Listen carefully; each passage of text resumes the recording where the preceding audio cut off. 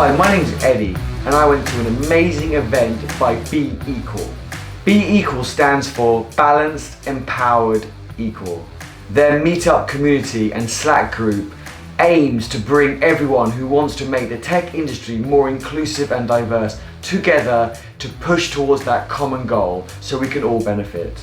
The event tonight was at New Day, and it did not disappoint. Harriet and her awesome team organised such a great event, great location, great food and great speakers. They're so inclusive. I always enjoy the BEEqual events, I always learn so much, and I always meet so many amazing people. Thank you, Harriet and team, for inviting me. I just want to say, everyone, we did plan a break, but I'm conscious that we probably want to get on to networking, so I'm sure you've got lots of questions for everyone. So there's a couple of people that we don't know yet. We obviously know Dr. Iona, we know Jake, and we know Emily now, but we do have Lynn here, who's the Head of Talent and Resourcing here at New Day, to give us a wave. And we also have Kate here, co-organiser of She Wins, which is well, in fact, I will leave you to explain it, and they're the people that have got the competition running for the free position for the networking course. So I'll quickly hand over you just to explain it a little bit, because I'm not going to do any justice. Hello guys, I hope you're having a good evening where you can be with your friends, where you decided to meet other people, which is amazing. I'm co-founder of a company called She Wins, and we empower women to negotiate on their own behalf, which means to ask for the money that they deserve, to be able to ask for the flexibility if they need it, but to also feel that they actually do value themselves. And today we are offering anyone in here, if they want to negotiate a new job position, they can prepare with us for their new job negotiation and get a couple £1,000 that you might have left on the table. So you have some flyers with you on your chairs. What we heard is that at this event people really like to have a prize draw, so we're going to offer one of the courses for free, so you can get those couple £1,000, or maybe 10,000, 15,000, depends on what you're going to strive for, for free. So go for it, and I'll speak later on behalf of She Wins. And everyone's probably thinking here we have a fifth panellist. I know, it's exciting, right? So Charles unknowingly arrived here with a glass of wine in his hands, and I said, do you fancy coming on the panel? So for anyone that doesn't know Charles Hardmore, he's the co-managing director of 21st, which is the leading gender balance consultancy. So a massive round of applause quickly to all the panellists who are going to answer all your questions this evening. So in the usual format, I'll kick us off with a couple of questions, and then I'll do the mad running around trying to get you guys to ask the panel some questions. So without further ado, Jake gave the example earlier of how Spotify implemented, and the Telegraph actually, thank you for that, a global parental leave policy that had a positive effect on retention. Does anyone have any examples on your own organisation or witnessed an implementation of another organisation's policy that benefited the wider organisation here? So what I'm talking about is not just implementing something for one minority, but impacting everything. Thank you very much. It's a pleasure to be with you here this evening. I thought I was going to be sitting out there with you guys, but things turned out a little differently. It's an interesting question, and I suppose it's speaking to specific examples of what companies are doing or have done to make changes in their organisations. I guess from my point of view as co-managing director at 21st, we look at things from a very top-down approach. So we start working with leaders on the executive team to help them lead on the issue. And the specific programs or things they might do is very much down to them. We educate them on what to do. But speaking to this specific query, a number of clients have embraced the idea of gender bilingualism, which is effectively a word that we've come up with for referencing how men and women learn to understand the differences between both sexes and embrace those differences and work across those. And there's quite a lot of, at least quite a lot of examples of where companies don't differentiate between men and women in some of the activities they undertake to promote gender bilingualism. And I suppose a crude way of putting it could be what's good for the goose is good for the gander. And also I'd just like to add that it's very A great sign of a company's culture is parental leave, where equal parental leave is made available to men, and where men actually take it up. That's the sign of a company that's really got its culture right. I've seen quite a lot of companies where the formal policy is that the parental leave is available to men, but they don't take it, and it's kind of not the best thing. It's kind of, there's an undertone that this might be the best thing for your career, so they might take a week or two or not at all. It's always a great sign of the culture of a company where policy is in place and then actually take it and take the full allocation. And it's quite important because then those men are effective role models for other men. And just one final thing I'd like to add on this is a good tip for companies is to whatever they're doing for men and women, they should do for both sexes. So there's an equal treatment so that everybody can buy into whatever the company is putting in place to address whatever issues it faces. Thank you, Charles. And Dr. Aygul, maybe you've got some insight or maybe somewhere you've worked. I know you've got some amazing experience from organisations where you could show an actual example of a policy and how it maybe impacted the masses. Sorry, I'm putting you on the spot here, but... Absolutely. As a young mom, I actually was really thankful that my previous and my current companies, they both offer remote working, which is one of the types of flexible workings. And in general, it's my strong feeling that if your company, not all companies, work well with remote working, it's true. But if you offer at least some kind of flexible working, be it job sharing, be it, flexible hours, be it at least some few days of remote working, or for me, it's 100% remote working. So for me, probably like the last 7 or 8 years, I worked fully remotely, even before Emily was born. But now it's just, the truth is that I just wouldn't be able to make any, have any proper job or have my career if my company wouldn't be offering 100% remote work. And I think today is, this technology and the internet and just our works, for most of us, just on laptop. The truth is we can do it at home. That's why the companies which usually don't offer it, they usually don't trust people and think that people will be slacking. But if you don't trust your employees, then just, get rid of them and get people whom you trust. That's my point. I don't know, I really trust my team, and I'm sure that all of them, even if they're working at home in the pajamas, they're still doing their best, and they are all amazing, regardless if they are in the office or they're not. That's what works for me. So I just wanted to say, last time we did Women in Tech London, we had 3 men in the room, and thank you again for being more gender balanced this evening. Obviously we're not at 50-50, but we will get there. So Lynn, I'm going to ask you a question now. How do we engage more men into the conversation?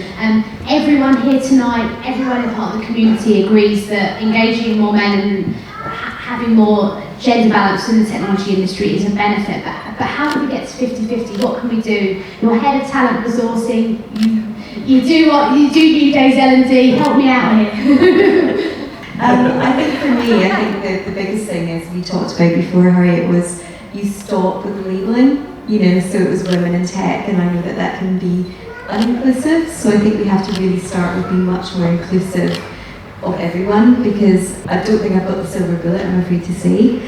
So I'm so proud that we could be here for Women in Tech and also the launch of BEEqual. We've done a lot of work recently as an organisation on inclusive leadership, so really starting to get people to understand what it means to be inclusive, and sort of almost, in my mind, dropping it being about gender, because inclusivity is about many, many things. So I'm not sure I've got the answer for you, if I'm being honest. But it's about just starting to think much more kind of universally around our own biases, around how we can start to think differently. Just touching upon the stuff you were saying around policies, recently as an organisation we've introduced much more kind of balanced paternity leave. We've had some great examples of the guys taking that up, analytical people who you would think, oh, I'm not really going to be going there. And I think that what we have to start thinking about is what do we do for people rather than putting people into boxes, is my personal opinion. I want to showcase you as obviously the chapter of She Wins, which obviously is a negotiation platform that's set up for women. I want to know your opinion on how we engage men. we of course trying to engage mostly women. So I'm not going to say that like negotiation is, there are differences between men and women that are approaching negotiation, and that needs to be said. What is actually really important, what we understand, is that we, on the other side of the table, we also work with businesses where women do need to face men, usually, especially in the very male-dominant environments, which tech can be, or financial institutions where we work as well.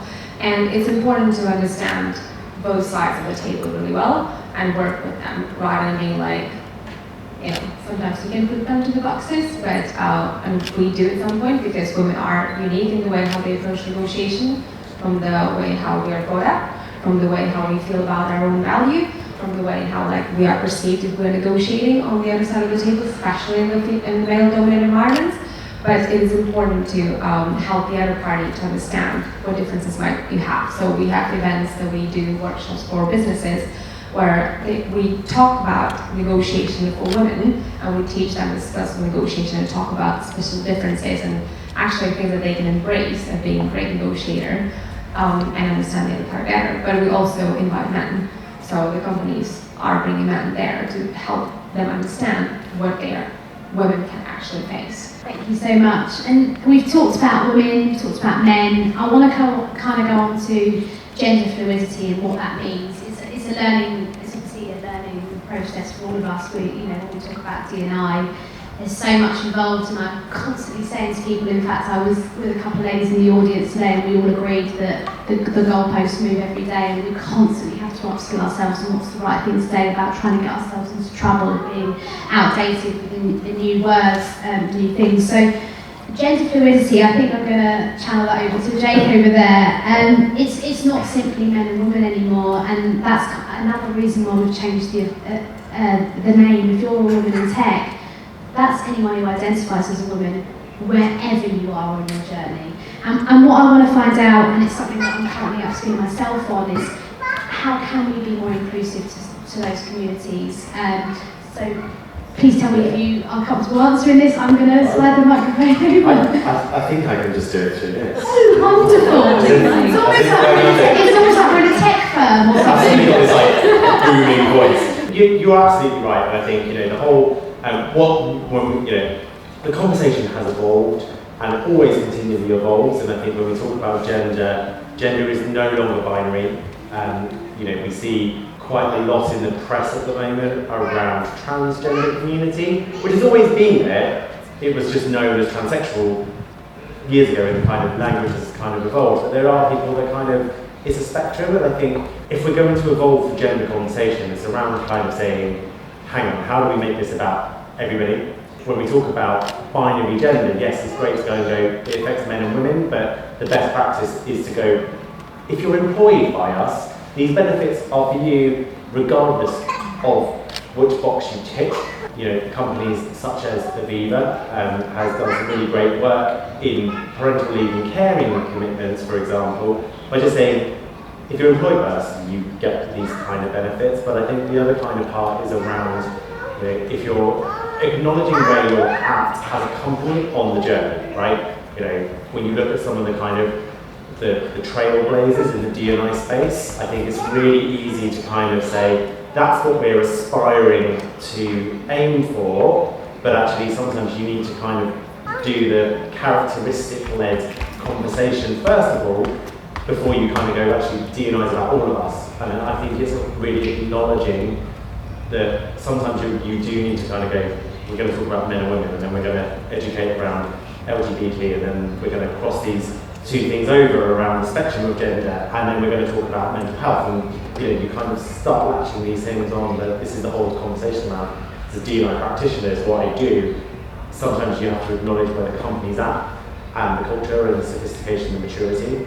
But I think if you're looking for practical things to do, regardless of what protected characteristic, there's three things that touches on everyone's license: flexible working, caring commitments. It's not just parental leave, it's caring commitments for older family members, younger family members depending, and the final one is sponsorship opportunities. And so if you're looking to kind of really start moving some progress into inclusivity and really starting kind of at the start of the journey, if you focus on those three things, and make it mainstream, so your caring commitments and your sponsorship opportunities and flexible working, you're already kind of there, and it has a positive impact on everything, and then you can kind of complement the other work that you're doing on the different characteristics.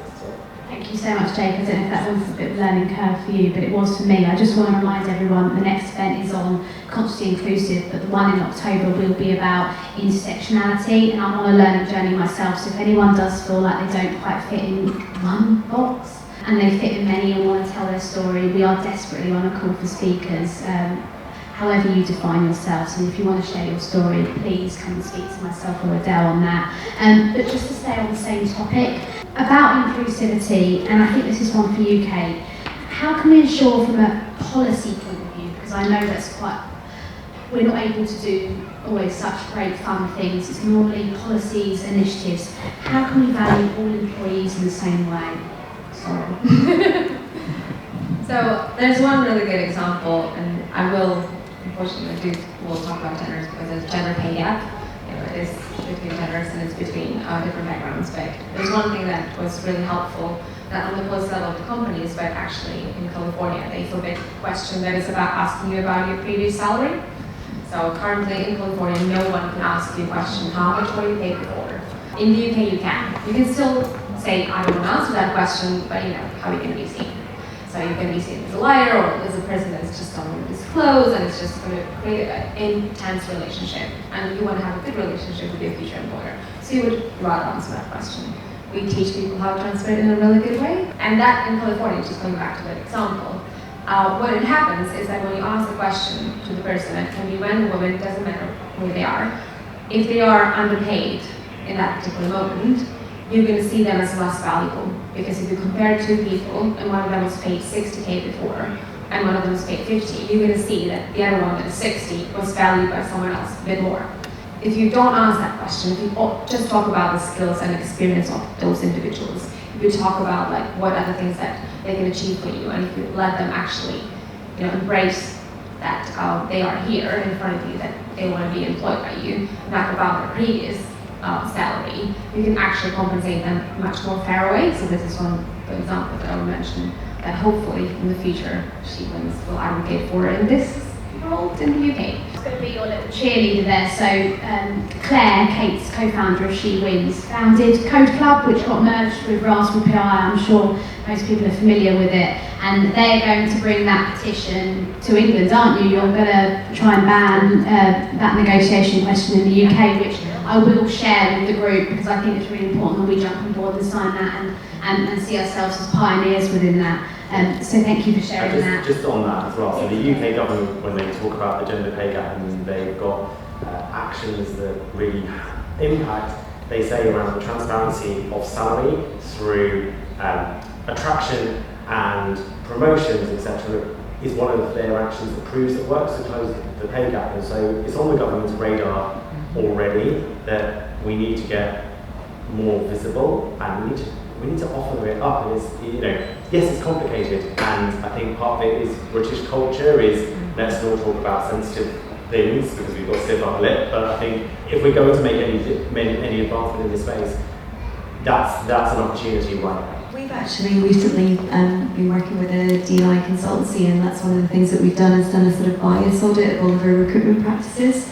And it was quite good because we came out quite positively, but one of the huge things that we've been looking at is actually some of the things that we have as basic questions. What's your previous salary? And we're looking to remove that type of thing. We're trying to think about removing sort of names, because I think it's not just about gender, it's about ethnicity, it's about people have their preconceived ideas, and those are the types of things that we're coming through that loud and clear. So I think if more progressive organisations start to think like that, I think we will actually really affect some of the changes in a positive way. Then now you've got a mic. If everyone can hear me, I've got quite a loud voice. How can we empower others to pursue a career in tech? I know Lynn and Dr. Aygul would be able to answer that, but what advice would you give the people here that, I don't know, who's in tech here? Who would class themselves in a tech role? Who would class themselves as not being a technologist but work in technology? That's a slightly different question. Okay, so yeah, the majority here. Lynn. Okay, Sanjay will know that I like to use acronyms in the wrong way round, but I do try my best. I talk about PIAs instead of APIs, but I think it's also just about being bold and learning. You know, in my recruitment world, you are the jack of all trades and master of none in some ways. So I think it's about having confidence, it's about asking people. I think to your point, it's about looking for the right mentors, the right coaches, and not being afraid. There's a lot of opportunities like Code First Girls or Code Camps or the types of things that you guys do, and being part of that, and I think you're a great example of cross-skilling. So again, from a personal perspective, I think it's for anyone, whether it's, you know, no matter where you're from, it's about being bold, and I think this is a particularly great opportunity in London to find those code camps, those organisations that will cross-train you and take advantage of that. Come to meetups, come to those hackathons, and just put yourself out there would be my recommendation. In past Code First Girls, can you please tell the audience what you're actually doing this last 2 Yes, months? we've got a summer camp for Code First Girls. We've had 30 plus girls in here over the last few weeks. 9 instructors. Twice a week. Thank you, Harry. What I would say to anyone who's got an influence on their organisation, it's had a fantastic impact on our colleagues as well.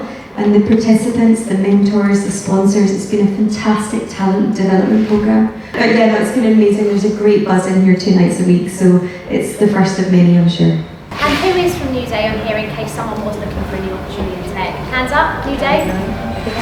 Got 3. 3. There is one thing which I really love, and I learned it during my time at Google. They say that it's not a bragging if it's based on facts. So, you know, studying in quantum chemistry, which was maybe male-dominated, we were just few girls back at the university, and also working in tech, obviously. First of all, I think that we should embrace that it's totally okay to talk openly about our achievements.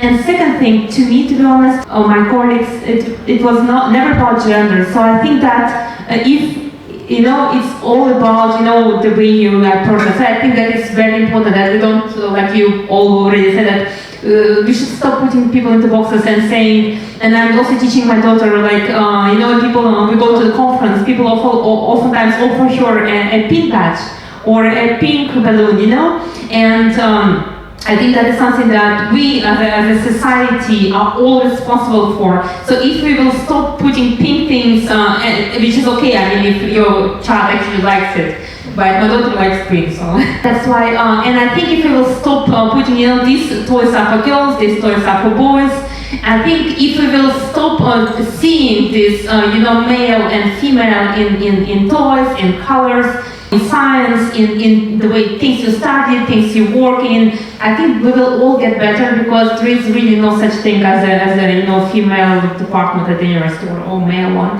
I think that really hurts for me as a parent, and I will fight as much as I can so that my daughter grows without these, you know, assumptions, wrong assumptions, obviously, and stereotypes.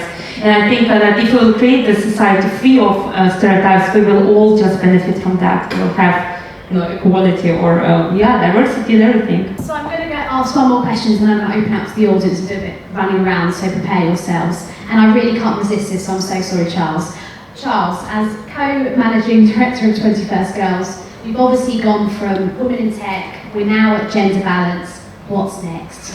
Well, we don't have gender balance yet. To put it in perspective, I guess a lot of our grandmothers would have got the vote, our mothers would have got the pill, modern women are getting great jobs. I think the next challenge is gender balance, gender parity, and I think that's what's next.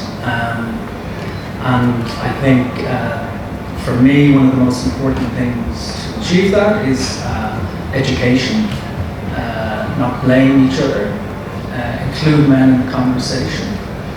And there's also societal shifts that are happening that are going to make it inevitable. So, for example, flexibility is no longer just a women's issue. It has been seen sometimes as a women's issue for obvious reasons. And let's think of that in the middle of the career curve, or the 30s or whatnot. But we now have millennials who simply will not be enslaved to any organisation They demand flexibility, they demand a work-life balance, and you have people approaching retirement, which is traditionally seen as 65, who are not retiring because maybe they can't afford it, or secondly, maybe the life expectancies now have gone so far that they can see many great years ahead, and they just simply do not want to retire. There's still a lot of value to add, but they may not want to work all the hours that God has sent them, and may want to scale back a little from the kind of hours they've traditionally worked, but maybe they want to be more of a consultant role, part-time role, instead of working 60 hours a week or 40 hours a week, or job share or whatnot. This is not just, this flexibility thing is at each stage of the career cycle now, and career cycles are going to change. This young lady here has a very good chance of living to be 100 or more. and so it's kind of interesting, and so the hand of flexibility and gender balance is going to be forced a little more over time. So I think I've helped the speakers enough with my questions. I think it's time to see if the audience have any. Okay, perfect. Just let us know who it's for or who it's for. Kate? You can see the same difference between even women and men that have worked in the field for many years. The difference is still so large, so wide, or after years of experience, women can be considered, for some reason, can be treated in the same way as men, because maybe can prove a lot of experience, so maybe they are considered, the salary can get close as the main salary. It is clear, thank you for the question. I think we just had a discussion with Charles about quite a similar thing before. So unfortunately not, because there's a lot of the barriers that prevent women to actually earn the same amount of money. On average, if women don't negotiate, they lose about £600,000 over the work lifetime, right? Which is quite a lot of money. Yes, there's a lot of women right now, like more women right now in the senior management.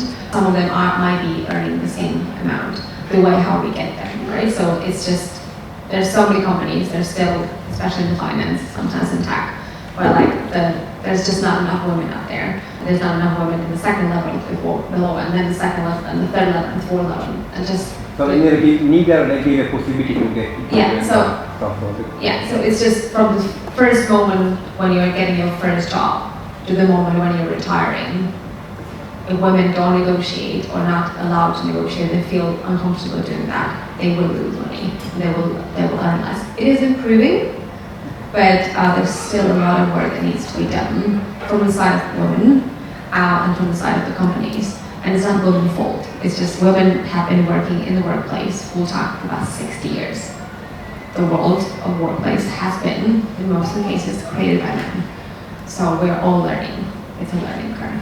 So it's about getting the skills, understanding your value, and we did lots of research, and like from the point of view like she wants, and there's like two things, right? Negotiation can be on your own behalf when you're talking about your value yourself. Women usually tend to be less comfortable doing that, but when it comes to negotiating on the behalf of someone else, they can be tigers, and if they know how to do that, they will totally advocate for everyone else. But it's about how to gain that confidence for actually negotiate on your own behalf and advocate for the value that.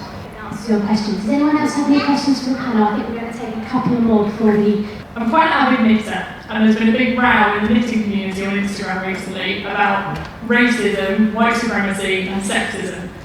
And it just strikes me that there's anger everywhere when we're talking about diversity, from kind of the white male side, but also from people of colour, from women.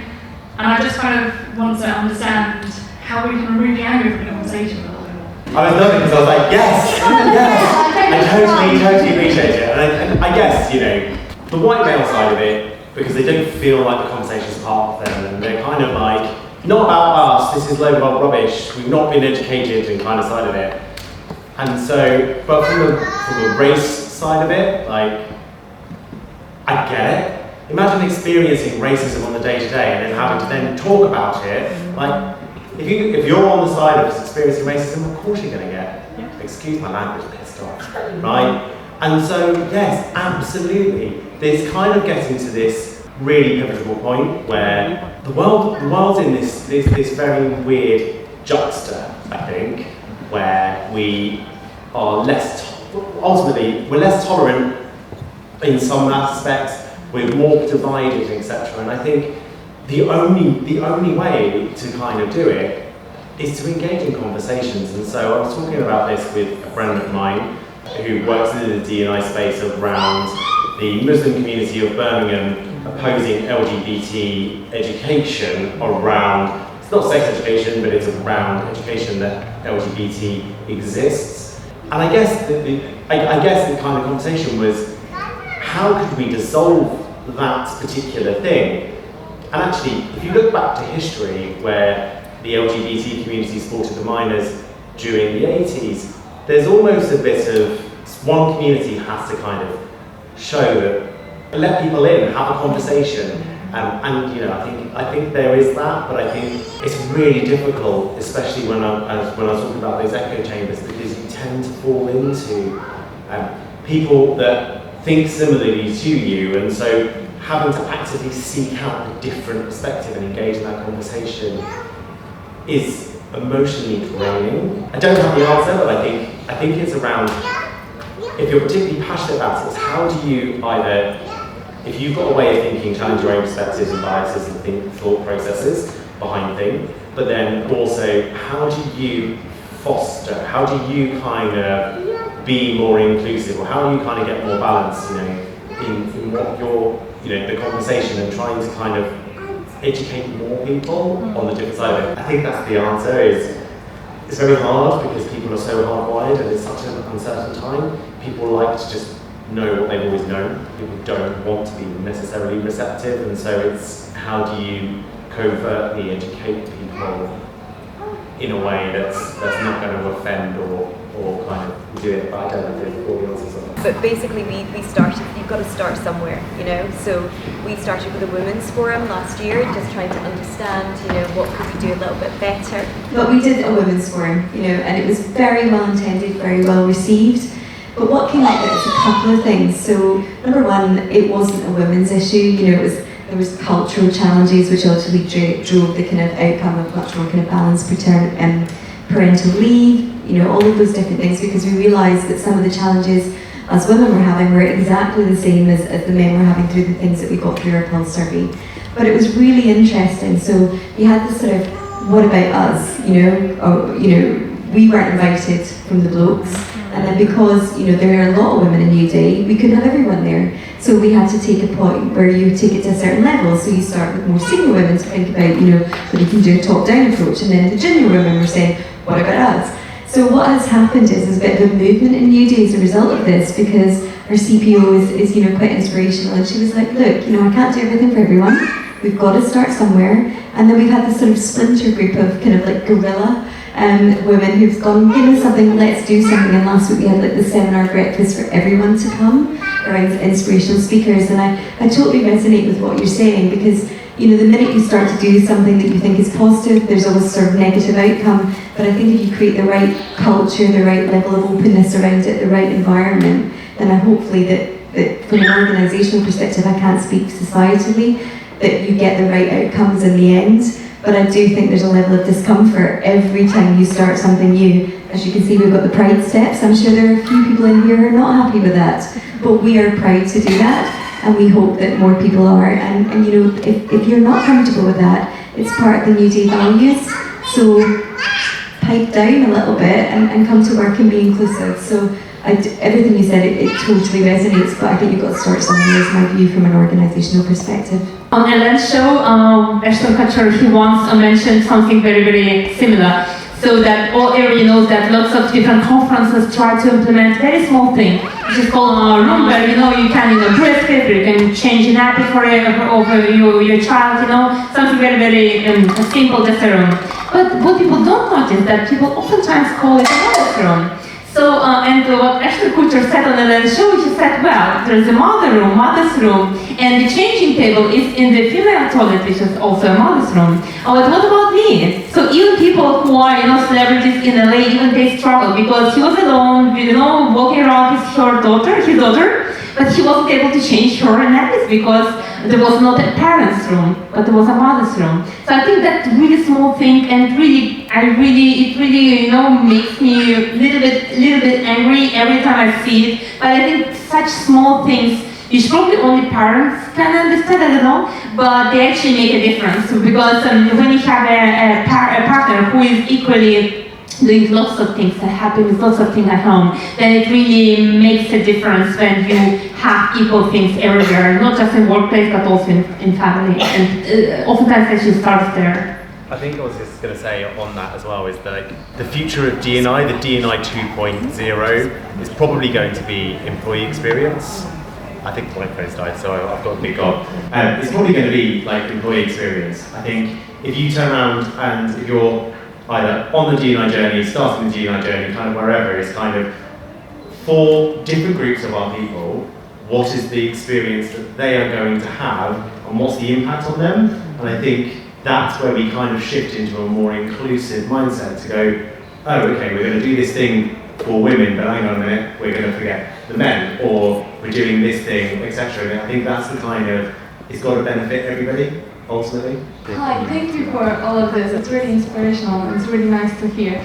I'll just start with a small story so I can get to my question. I recently applied for a job and their benefits were really focused on like house insurance and retirement schema, and I was like, I'm 23, that's not really of my interest, any of it. I was like, would you consider instead paying for my travel costs, which I cannot afford normally, and it's really high for me. And they were like, no, we have housing benefits. I was like, I don't have a house, so I don't know what to do with it, but okay. And I was wondering if this one size fits all. Obviously we want equality in terms of HR and staff, but how we can ensure that we still have this individualism in terms of having this multi-generational workforce right now, and just people who have different needs and sometimes the benefits that company offers. I wonder if it's targeting the people we want to employ as well. Just my question is like how we can ensure in putting all the equality in an organization, especially a big one, we can still ensure that all individuals have access to everyone. It's a really interesting one, and I do think it comes back down to your maturity and also where you started organisationally. So we have been New Day for, I'm probably going to misquote the timescale, but circa 5 years, and another organisational name before then. But we started with a very I'd say an immature benefits package, and we've grown up. We started to put our benefits together in an environment whereby probably being much more tailored, much more individual wasn't really the driver for the talent that we have. We started, I think we had nothing, and then we had a pension because it was auto-enrollment, and then we have all these different things that we now offer, which I will spout off happily if anybody wants to speak to me. But over the course of time, you start to understand what your talent wants, what the talent market is telling us, and you start to evolve and you start to shape. There are great things out there like flexible benefit packages where you get things like, you get a certain amount. I'll be honest, we're not there yet, but we've started to think slightly differently about cycle to work schemes, travel cards, those types of things. But I think it comes back down to having a very honest and transparent dialogue from colleagues to organisation, but also tapping into that kind of generational piece as well. So I think many organisations just need to be open to listen to their colleagues and be very, very open to look at the market in front of them, would be my suggestion if you're an employer. And also from colleagues being very bold and asking, because if you don't ask, you don't get. And the other thing, just want to pass the mic down, is that businesses have still got to run. Yeah. And if you're a smaller business, it's really easy to make some impact, right? If you're 5,000, 20,000, 100,000 people, depending on the size of the business, the more diverse you are, it's really not easy to please every single person. And so, there's kind of, yes, there's that conversation piece, but you've also got to be, it's practical. And I think, we when we shift, lots of companies offer fresh fruit and like open office space.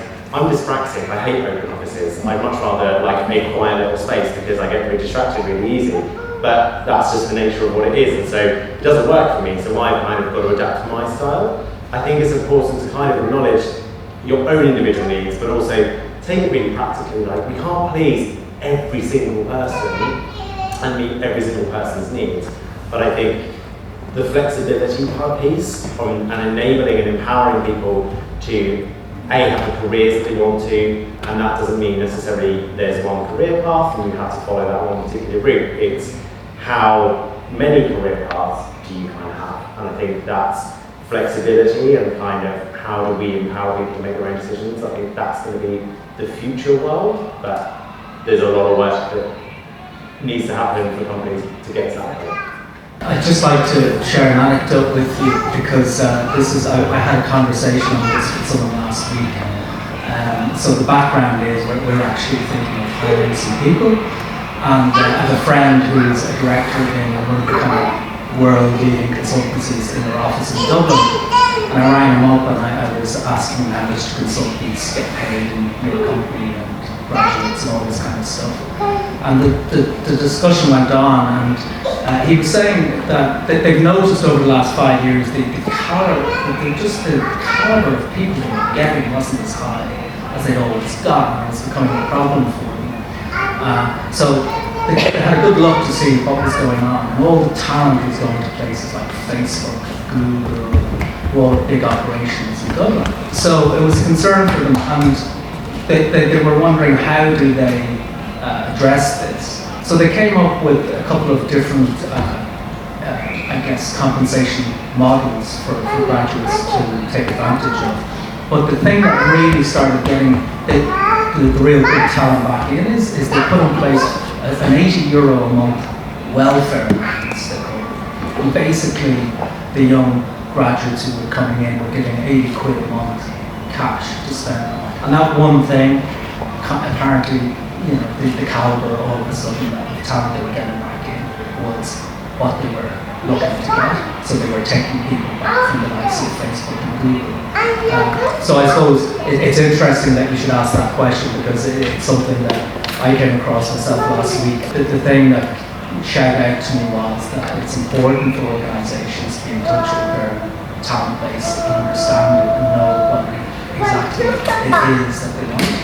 I know everyone could answer so many questions and give so many answers, but we're already we're already half an hour overflowing, and tonight's also about networking. There's some amazing people at the room, and a massive thank you to Kate, Charles, Dr. Angu, Lynn and Jake for being here tonight. But network with each other, there's some amazing people in the room, and a massive thank you again to you, Dave, for offering the spaces. So tonight is not over, and if you're not comfortable in making your own intro, come and speak to me and Adele, and we'll just grab one of them for you. So again, thank you so much for tonight. I know booze looks a bit empty, but we're about to do a run for the fridge, so stay, let us run, and that's it.